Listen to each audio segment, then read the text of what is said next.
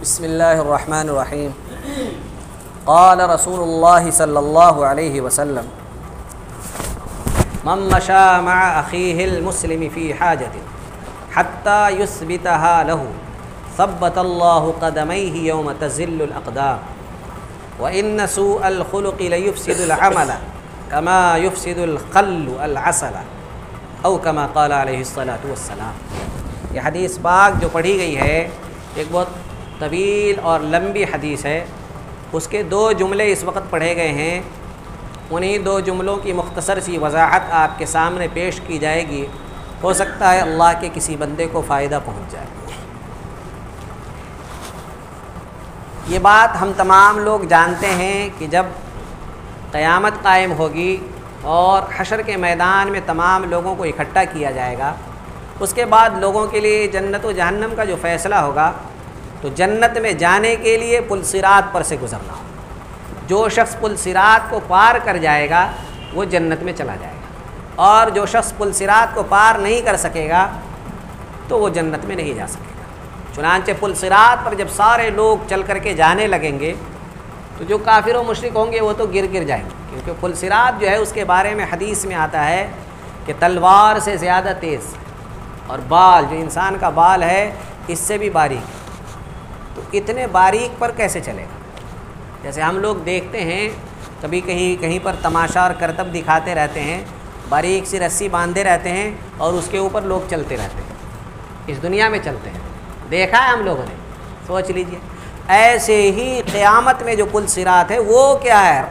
بال سے بھی زیادہ باریک، لیکن اگر ایمان اور صحیح اعمال ہوں گے تو انسان بڑی تیزی کے ساتھ اس پل صراط پر سے گزر جائے گا۔ جیسے انسان آسمان میں کبھی بارش کے موقع پر بجلی چمکتی ہے، کیسے چمکتی ہے اور بجھ جاتی ہے، کہا جو پکا ایمان والا ہوگا، پکے اعمال والا ہوگا، وہ ایسے جیسے بجلی ہے ایسے ہی وہ ایک دم سے یہاں قدم رکھے گا اور ادھر پہنچ جائے گا۔ اسی طریقے سے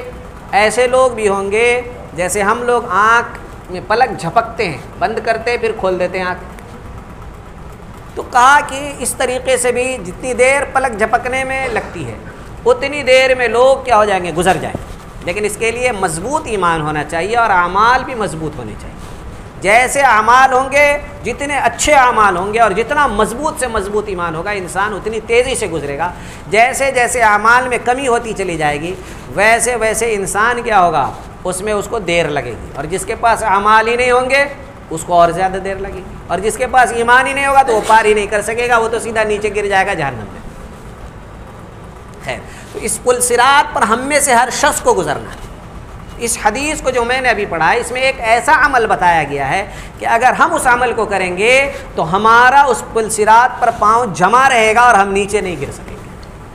تو اس لیے جو عمل اس حدیث میں بیان کیا گیا ہے ہم لوگ زیادہ سے زیادہ اس عمل کو کیا کریں تاکہ کل جو ہے پل صراط پر سے گزرنا ہمارے لیے آسان ہو جائے اور اس پر سے ہمارا پیر پھسلے نہیں اور ہم جہنم میں گرے نہیں۔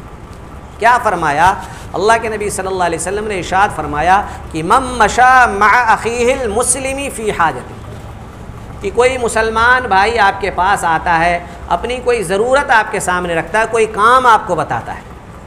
تو آپ اس کی ضرورت اور اس کے کام کو پورا کرنے کے لیے اس کے ساتھ چل پڑتے ہیں کہ بتاؤ کہاں چلنا ہے، تمہاری ضرورت تمہارا کام کہاں پر ہوگا، میں چلتا ہوں تمہارے ساتھ، اور جا کر کے اس کا کام کیا حتیٰ یثبتها له، اس کے کام کو کیا کر دیتا ہے؟ ثابت کر دیتا ہے، اس کے کام کو، اس کی ضرورت کو پورا کر دیتا ہے۔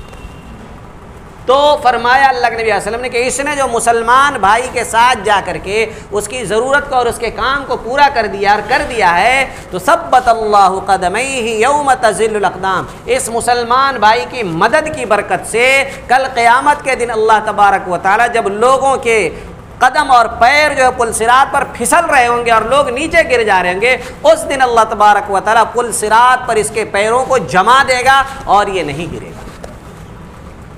ایک بات ہو گئی۔ اس کے بعد دوسری بات جو اللہ کے نبی صلی اللہ علیہ وسلم نے فرمایا کہ وَإِنَّ سُوءَ الْخُلُقِ لَيُفْسِدُ الْعَمَلَ كَمَا يُفْسِدُ الْخَلُّ الْعَسَلَ۔ دوسری بات بتائی گئی کہ انسان طرح طرح کے اعمال کرتا ہے، نماز پڑھتا ہے، رمضان ہے، روزہ رکھتا ہے، قرآن کی تلاوت کرتا ہے، لوگوں کو افطار کراتا ہے، یا لوگوں کی ہم مدد کر رہے ہیں طرح طرح سے نیک اعمال جو ہم کرتے ہیں، تو تو اللہ کے نبی صلی اللہ علیہ وسلم نے فرمایا کہ اگر کوئی آدمی بہت سارے نیک اعمال کرتا ہے لیکن وہ بد اخلاق ہے، اس کے اخلاق اچھے نہیں ہیں، اس کے اخلاق اگر کیا نہیں اچھے نہیں، تو چاہے کتنے ہی نیک اعمال کر لے، فرمایا اللہ کے نبی صلی اللہ علیہ وسلم ان سوء الخلق لیفسد العمل، کہا کہ بد اخلاقی جو ہے اس کی، وہ اس کے سارے عمل کو خراب کر کے رکھ دے گی۔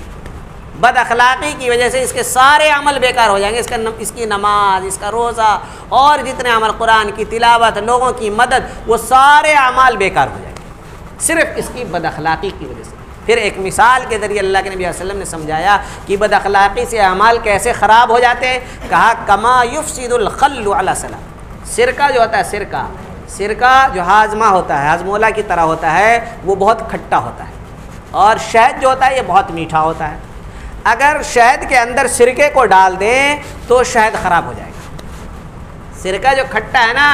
اگر اس کو کیا کر دیں گے، شہد کے اندر رکھ دیں تو شہد کتنا میٹھا ہوتا ہے، لیکن اس کے اندر ہم کیا کریں گے، اگر سرکہ ڈال دیں گے تو وہ شہد سارا کا سارا خراب ہو جائے گا۔ ایسے ہی یہ نماز، روزہ، قرآن کی تلاوت، لوگوں کی مدد، یہ کتنے ہی اچھا عمل ہو، اگر ہم بد اخلاقی کریں گے تو ہمارے سارے اعمال خراب ہو کر آ جائیں گے۔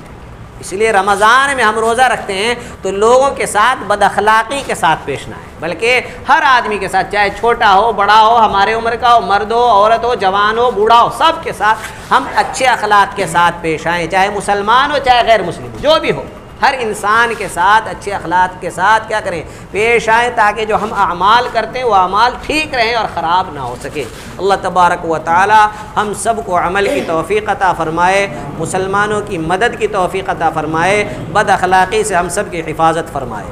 اللہم انت السلام ومنک السلام، تبارکت یا ذا الجلال والاکرام۔ ربنا آتنا في الدنيا حسنة وفي الآخرة حسنة وقنا عذاب النار، ربنا لا تزغ قلوبنا بعد إذ هديتنا وهب لنا من لدنك رحمة إنك أنت الوهاب، لا إله إلا أنت سبحانك إنا كنا من الظالمين، اللهم إنك عفو کریم تحب العفو فاعف عنا یا کریم۔ اللہ ہم سب کی بخشش کا فیصلہ فرما، اے اللہ ہمارے اخلاق کو اچھا فرما، اے اللہ بد اخلاقی سے ہم سب کی حفاظت فرما، اے اللہ مسلمان بھائیوں کی مدد کرنے کی توفیق عطا فرما، اے اللہ ہر مسلمان بھائی کی مدد اور اس کی ضرورت کو پورا کرنے کی توفیق عطا فرما،